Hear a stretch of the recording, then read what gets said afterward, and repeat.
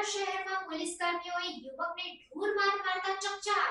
વડોદરા શહેરની સયાજીગંજ પોલીસની દાદાગીરીની ઘટના સામે આવી। વડોદરા રેલવે સ્ટેશન પાસે આમલેટની લારી ચલાવતા યુવકને સયાજીગંજ પોલીસ સ્ટેશનના 2 કોન્સ્ટેબલ સહિત 3 કર્મચારીઓએ ઢોર માર મારતા ચકચાર મચી ગઈ છે। પરિવારજનોનો આક્ષેપ છે કે ફૈઝાનને પોલીસ કર્મીઓએ પોલીસ વાનની સાથે ઢસડ્યો હતો, જેના કારણે તેની હાલ ગંભીર છે। ખાનગી હોસ્પિટલમાં આઈસીયુમાં દાખલ છે। સયાજી હોસ્પિટલમાં નોંધાયેલી વર્દીમાં લખવામાં આવ્યું છે કે યુવકને પોલીસ વાન વડે 2 કિલોમીટર સુધી ઢસડવામાં આવ્યો હતો। વડોદરા શહેરમાં પોલીસ કર્મીઓ યુવકને ઢોર માર માર્યો હોવાની માહિતી મળતા ડીસીપી, એએસપી અને પીઆઈ સહિતનો પોલીસ કાફલો ઘટના સ્થળે પહોંચી ગયો હતો અને આ સમગ્ર મામલે તપાસ શરૂ કરવામાં આવી હતી। આ મામલે પોલીસ ફરિયાદ પણ થઈ ગઈ છે।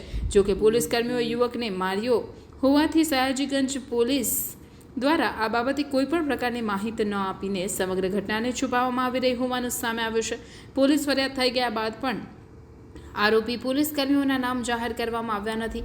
સામાન્ય કેસમાં પોલીસ દ્વારા પ્રેસ નોટ જાહેર કરીને આરોપીઓના નામ આપવામાં આવે છે, પરંતુ અહીં પોલીસ કર્મીઓ જ આરોપી હોવાથી આરોપીઓના નામ જાહેર કર્યા નથી।